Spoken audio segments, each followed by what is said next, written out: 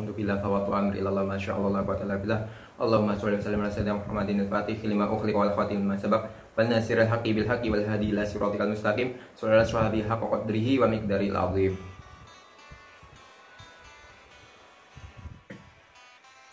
Mungkin jarang yang tahu ya, karena ini kisah sudah sekitar 2 abad lebih yang lalu.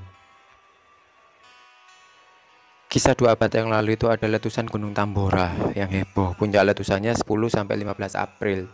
Itu letusan yang terbesar dari 10.000 tahun. Mencapai 1000 megaton, 4 kali lipatnya Krakatau atau 6 juta kali letusannya bom atom Hiroshima Nagasaki.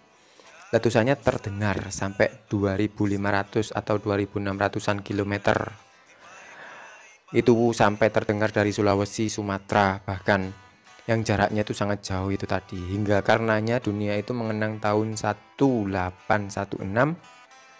Setelahnya itu sebagai tahun tanpa musim panas. Abu vulkanik sejauh 1.300 km. Kegelapan terlihat sejauh 600 km. 2 bulan kemudian, cuaca buruk masih terasa di Eropa. Bahkan korban yang diperkirakan 30.000 jiwa. Dari Lombok, Bali, dan Jawa pun kena dampaknya. Banyak yang terserang penyakit dan kelaparan. Letusan itu menghancurkan 3 kerajaan langsung di sekitarnya, termasuk kerajaan Pekat, Sanggar, dan Tambora. Dulu Tambora termasuk gunung tertinggi, sekitar 4.300-an meter sebelum meletus, jadi sekarang ini sekitar 3.000-an meter setelah meletus. Selain ada suatu kisah mitos seorang petapa sakti yang moksa di atas Gunung Tambora, itu dulu itu ada kisah Aulia Ilah yang tragis terbunuh di situ. Jadi dulu itu ada yang namanya Mbah Said Said Alidrus. Beliau itu dari Timur Tengah singgah ke Bengkulu. Dari Bengkulu itu naik kapal orang Bugis dan sempat berhenti di daerah Tambora situ. Dari Tambora situ beliau sekaligus dakwah sambil berdagang. Jadi pas waktu menjelang sholat duhur, beliau itu mampir di suatu masjid untuk sholat. Nah di situ ada masjid kecil. Untuk sholat beliau itu ada anjing. Anjing itu di areal masjid situ. Nah Mbah Said Said itu bertanya kepada pengurus masjid itu, ini anjing milik siapa kok ada di masjid gitu. Ditegur lah istilahnya begitu. Jadi setelah itu teguran itu sampai terdengar ada yang mengadukan ke tempat kerajaan Tambora situ, dan ternyata anjing itu milik dari Raja Tambora itu. Nah raja itu tidak terima dan akhirnya ada siasat yang cukup kejam lah, dibilang gitu ya.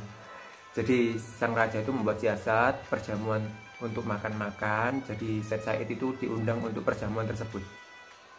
Pas waktu perjamuan itu ternyata raja itu menyiapkan makanan itu kambing potong sama anjing yang dipotong itu. Jadi yang disajikan itu khusus untuk Mbah Said Said tadi itu ternyata daging anjing. Nah kan nggak tahu, nggak dibilang, karena pas waktu menyajikan itu pelayannya bilang ke Said Said itu ini kambing gitu. Nah, waktu setelah dimakan habis, sang raja itu bertanya kepada Said Said, Anda Aulia dari Timur Tengah kan? Iya. Ada kasih tahu kan najisnya anjing itu atau haramnya anjing itu seperti apa? Oh iya, dijelaskan. Dan akhirnya setelah penjelasan itu selesai, sang raja mengatakan, loh yang Anda makan tadi itu daging anjing loh yang saya sajikan. Loh enggak, tadi pembantunya, pelayannya tadi bilang ini kambing. Jadi ada berbantah-bantahan di situ dan akhirnya singkat ceritanya sang raja agak sedikit jengkel.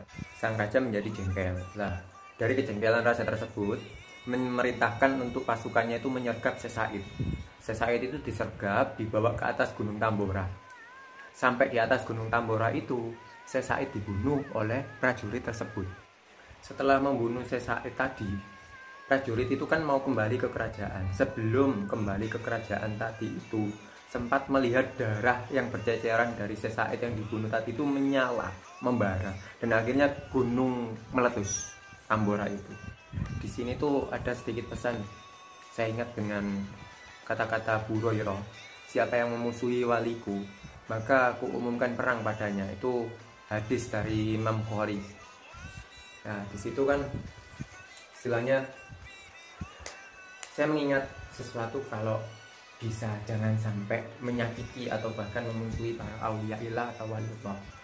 karena mereka kan lebih dekat sama Allah dan disayang sama Nabi Muhammad pastinya. Ada juga pesan dari sesepuh-sesepuh saya itu, cinta neng para wali sampai walinya itu cinta neng kon. Jadi cintailah para aulia ilah wali sampai walinya itu mencintaimu. Nah kalau wali Allah itu sudah mencintaimu, maka Nabi Muhammad akan mencintaimu. Dan kalau Nabi Muhammad sampai sudah mencintaimu, maka Allah pasti akan cinta.